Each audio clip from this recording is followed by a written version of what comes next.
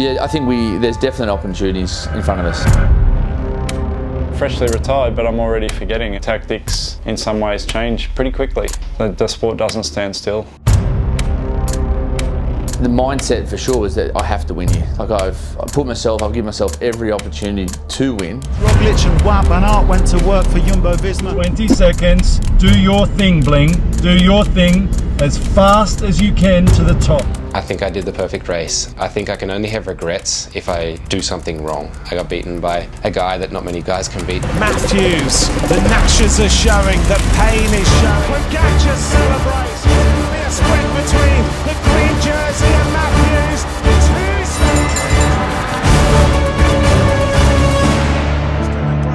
He's in the front very, very early. Philipsen dives. Ewan is bumping, almost crashes on that side. So now it's the wheel, and it's going to be Jasper Philipsen and Groenewegen. Christoph sneaks through in the middle. Go, fresh air! We got fresh air here! We have got fresh air! We got fresh air, come on, mate! Early on in my pro career, every year I'd return to Canberra and go training in the off-season in Australia. And one year I went back and there was this young guy who'd come from motocross, and everybody was talking him up and as a big talent. I do remember one ride in particular that we finished the bunch ride and then we went for some extra kilometres, and a couple of the young guys came with us, and Michael proceeded to try and attack us on every climb and ride us off the wheel. And he was quite successful in doing it. It wasn't really that long after that he won the World Championships as an under-23 in Geelong. Australian is going to win the Michael Matthews claims it by 2 bike. And so his rise in this sport was pretty quick. Led you to believe, well, you know, he'd come from motocross, he'd tried a new sport, was good at it. He was super talented, obviously, and talent's such a strange word because that just being given to you. Michael Matthews claims Australia's first gold medal in the under-23 road race. No, he doesn't just have talent, you know, he has that determination and that grit as well. I'm not going to lie, in the very beginning there was a little bit of concern of how we would approach Michael with the arrival of Dylan. I got a lot of comments with everyone saying, oh, this is going to take opportunities away from you, but I totally disagree with those comments. He is the fastest guy in the world at the moment. If anything, it's going to give us more wins as a team. In this team, we're really like a family. If we're all in for that one person, we try and get the best result possible, whether it's a win or whatever. No, I think that Matthews and me, we are different riders. Yeah, maybe we can learn a little bit from each other and work together. I didn't have to think about those flat sprints anymore. I could just focus on races that really actually do suit me, which is more undulating terrain, and actually I enjoy more than doing flat sprints. He can win a stage and then it's also the pressure is off for the team. But also I can win a stage and also the pressure is a little bit off. More pressure? No. I think it gives me more confidence in the end, that the team believes in me, that me and Dylan can come out with the stage wins that is expected of us. I actually can't wait for my role in the team to see how I can help his victories also. Yeah, I think that's a good way to work together. I think just getting that ball rolling in Copenhagen will be a good start. It's Dylan Groenewegen! You know, they're two riders with two different characteristics, and I think Michael knows this. We sat down with the performance group and we came up with a really good plan of being able to cover the whole season with both Michael and with Dylan. Michael's season so far, look, he's had his ups and downs this year. We started off with a really nice start to the season, a great win in Catalunya, and then the plan was obviously the Milan-San Remo. Those races he was good, he was round the mark. The plan was to finish off that first block of racing with the Ardennes. That didn't work out as planned.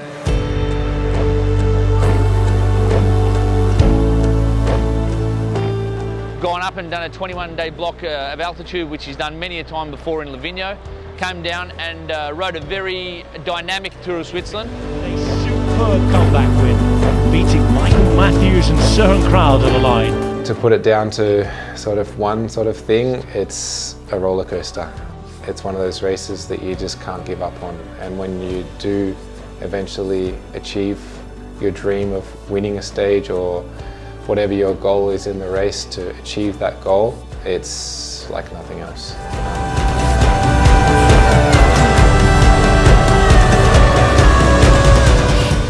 My target in the Tour de France? Obviously, a stage is the target. Well, you know, when you go to the biggest race in the world with the fastest man in the world, there's no two doubts about it that you go there to try win stages. The main priority and the main goal is to form a team around Dylan and Michael and make sure that they're supported in the best way possible. Michael's hungry. Michael really came in here believing he could win a stage, and so we were quietly confident, kept that focus, and we believe in him, and he could feel that as well. Well, Michael, I suppose bittersweet memories from 2017. You came close here. I've done that finish before, so I knew the finish quite well. I came up second best to Sagan.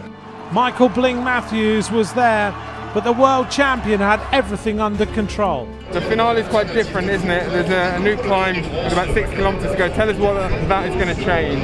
I think a lot of the stage is actually quite different. The whole final is a lot more climbing than when we did it in 2017. It was a really hard finish and we knew it'd be tough, and to have to go up against Pogačar, I mean, I think that's the story. Bling always ends up against these super riders, and through his whole career, whether it's been Peter Sagan or Alaphilippe, and now it's Pidcock, Pogačar, Wout van Aert.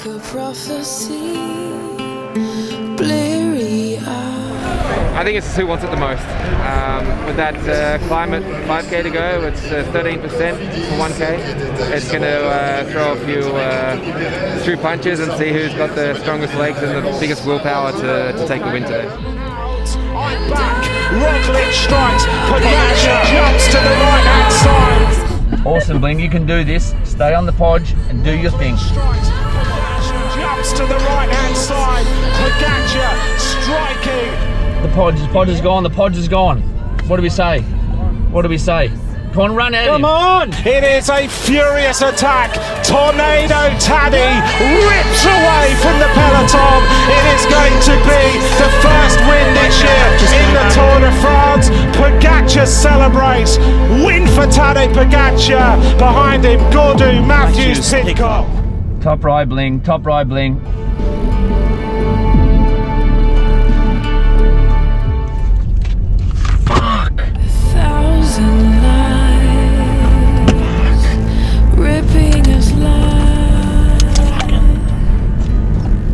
I knew what I needed to do, but yeah, came up second best.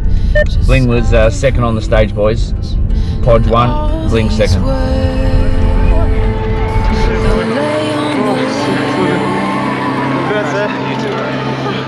One of my friends wins a race, I'm as happy for them as if it was my win. I mean, as long as I did everything and I achieved the best result I could on the day, I have to be happy for them to win also. So I think that's what keeps pushing me forward to keep getting better. Solid ride there, the guys were great. They got him into the bottom of that final climb really well. He followed Pogačar up there and sprint, he was obviously on his limit for that finish. There's a small gap there which really cost him the stage. A little disappointment there, but also, you know, a confirmation that his form was up there with the very best.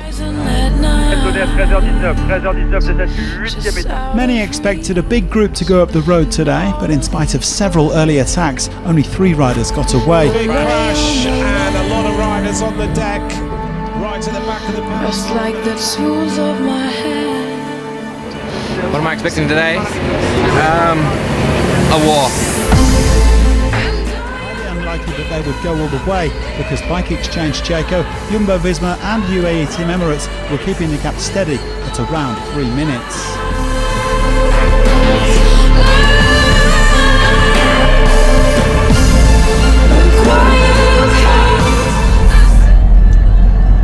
He's got to go. He's got to go first. He's got room, he's going to go. Watch, he's going to go. Goes Michael Matthews. Matthews strikes. Wout van Aert in green. It's going to be a sprint between the green jersey and Matthews. 2 stage wins. Wow. Wout wins again. Wout van Aert in green. Wins stage number 8. You went for it, man. Yep. Much prefer to lose like that. Yep. Second place, mate. You did everything you could. Congratulations, mate. I knew last time I had a sprint like this 2 days ago, I waited too long, but yeah, maybe I went too early this time, but no, I think Wout was just amazing out there today. I mean, second again. hopefully I'm knocking on the door of that win. Chances like these, there's only a few more. How do you beat these guys? I think there's a combination of things. I think one is that his competitors, you know, the likes of Pidcock, Van Aert and Van der Poel, they weren't his competitors 3 or 4 years ago.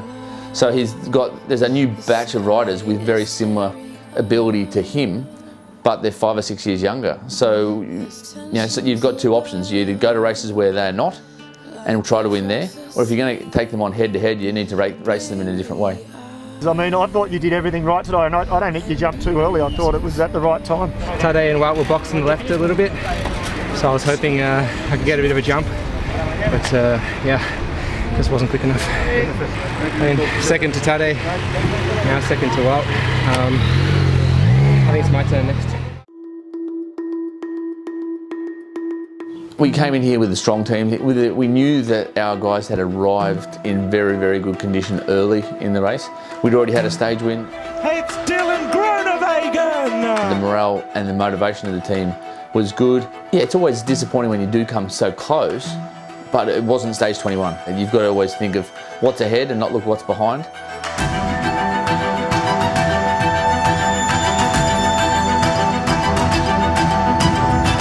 So the focus and the drive of those guys, that didn't alter regardless of the results. None of you are sick. None of you have COVID. So let's race. With lots of teams keen to hunt down a stage victory, it took over 50 kilometres for an attack to stick.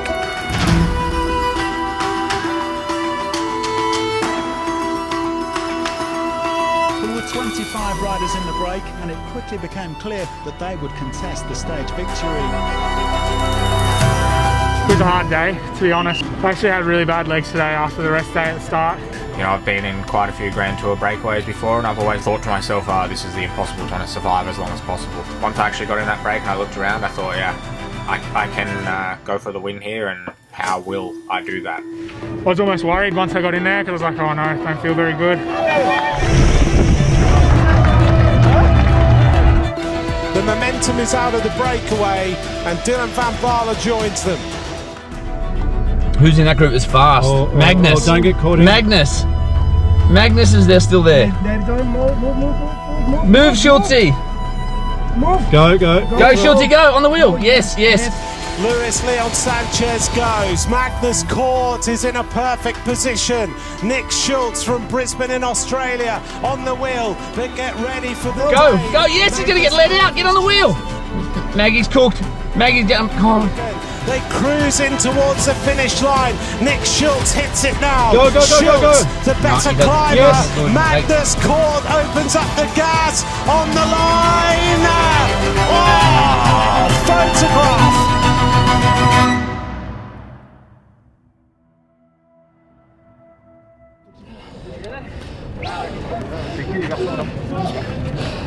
You got? I don't know yet. You're gonna know. No. Wait, the throw. Magnus. Fuck! Oh, when am I gonna get that chance again? 48 hours. 48 hours, mate.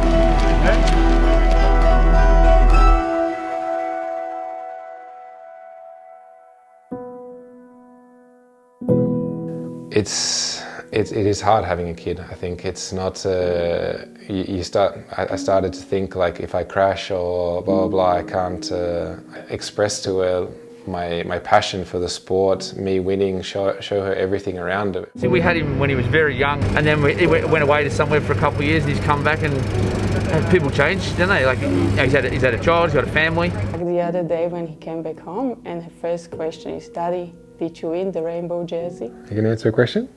You want to be a cyclist, Kiko? But we didn't say the word about rainbow jersey. She's in a phase of unicorns and rainbows. I want to be Elsa. Elsa, Frozen. I know that that's the biggest motivation for him.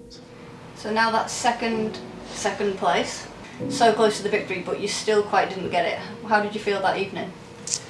I think the second one was probably more easy to swallow because I know I did everything right. If I do the perfect race and I get beaten by a better guy, I can't be unhappy about that. Races that he didn't win, and yeah, it's heartbreaking. You want to make him win, but it's not in my hands. But it's heartbreaking. It's heartbreaking for me to see that something he worked for so hard, it's not there.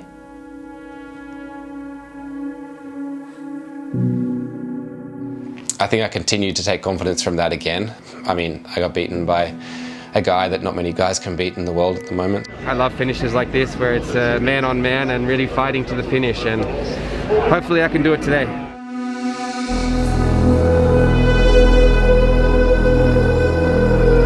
Three riders now in the lead. 40 seconds, Bling. 40 seconds at the bottom of the climb. This is very doable. This is doable. I think in that moment, I had my daughter's face. I had her voice in my head, talking to me, cheering for me. And when I was second 2 times, she was crying. She was so emotional. I couldn't allow that to happen again. I was so tired. I was fatigued. I was giving it everything. It's just a few meters now. Matthews is about to be caught by Alberto Bettiol. Okay, now I need to focus back on the race again. Bettiol, he's come across to me. I knew what power I was doing, and it was some of my best power ever. If he's ridden across to me, he must have used a lot of bullets to get to that point, to get to my wheel, and didn't attack straight over me. I knew he needed a rest also. So if I continue my pace now, I know once it flattens out a little bit, I can do one more dig to get back to his wheel. It worked out. You can't give up. You can't give up. You are doing it. You are doing it, mate. Matthews, a resurrection, a big attack on the right-hand side. Matthews goes, attacks hard on the right-hand side. That's the way. You do not stop. You go. You're doing it, Bling. To go. 12 seconds, we've won it. Wait. 150. There we go. He's done it. Look.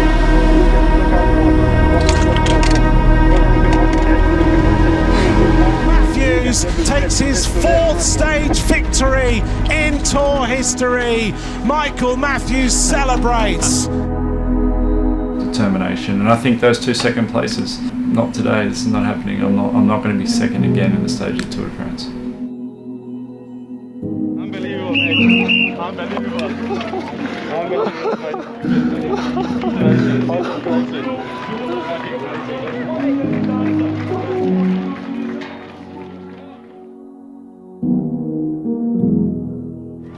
5 years after his last win in the Tour de France, 4th stage victory in Tour history. Michael Matthews celebrates. Unbelievable. That's something special, huh? Yeah! Boys, we got it! Bling won the stage! Yes! Congrats, mate. Yes! Sensational. You won that stage, mate. You fucking won that stage. What a ride. Wait till you see the replay, boys. Wait till you see the replay. Again, a dream came true again today. Cheers.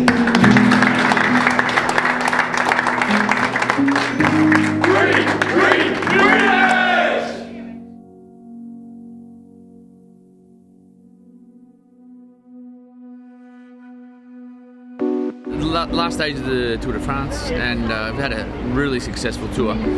But today is the day we've been targeting from day one, and probably the most prestigious sprints in our sport. A bit nervous, but the last stage you can always do something special. So always Paris is really special, and let's go for the result. Of course, on the Champs-Élysées would really cap this tour off. The 21st and final stage of the Tour de France 2022. A procession, a sprint, and a chance to reflect on what has been a spectacular 109th edition. As ever, the intensity ramped up a notch once they hit Paris, but the fast men haven't had many chances this year, and their teams were determined to make it a bunch sprint. The sprinters are all there. Here we go now with Luca Met gets on the front, getting set with in his wheel, Dylan Groenewegen. Come on, Meza. Hey, look here, look here. Come on, Meza. Meza's leading it out. Come on, Meza! He's got Philipson on the wheel. Oh, shit. Ewan just gets ready. Met gets now, starts to really up the tempo. It's not far from the finish line now. Fresh air! We got fresh air here! We have got fresh air!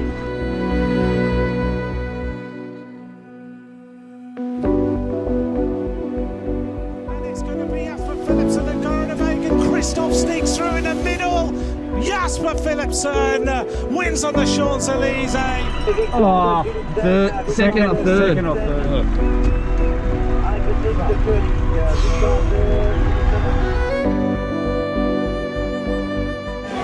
I go a bit too early, but there was no other option, I think. And yeah, sometimes you are lucky. Today we are second. It's good, but not good enough. But the team was really strong. Disappointed today. We were there, really good position. Dylan had to start too soon. Yeah, just bitter, sweet second place. You don't seem upset. No, but it was a really great tour for the team. 2 stage victories. We came for one. On the end, we had two stage victory for second place, I think. But it was an amazing tour. The motivation in the team was really high, and yeah, I'm really thankful for that. It certainly has been a successful tour. We came in with high ambitions. We wanted to win stages here. We've obviously exceeded those goals, winning 2 stages. The big catalyst was just Dylan's win at the start. It just took the pressure off the team, and and then after that we were getting seconds all over the place. It's Dylan Groenewegen!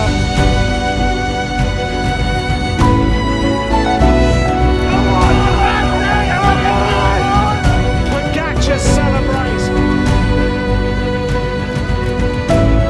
It's going to be a sprint between the green jersey and Matthews.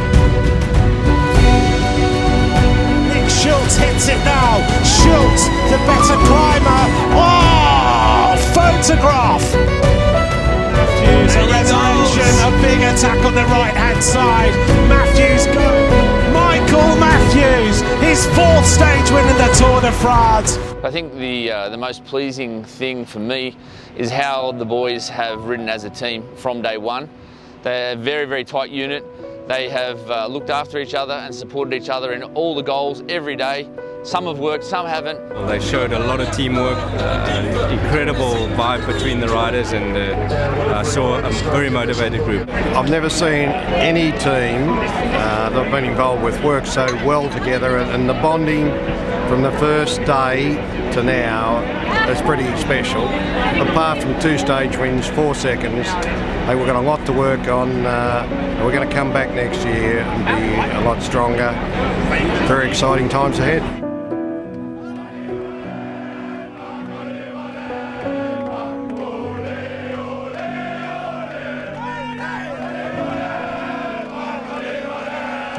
Merci France. Merci France. Merci France. Merci la France. Merci France. Merci France.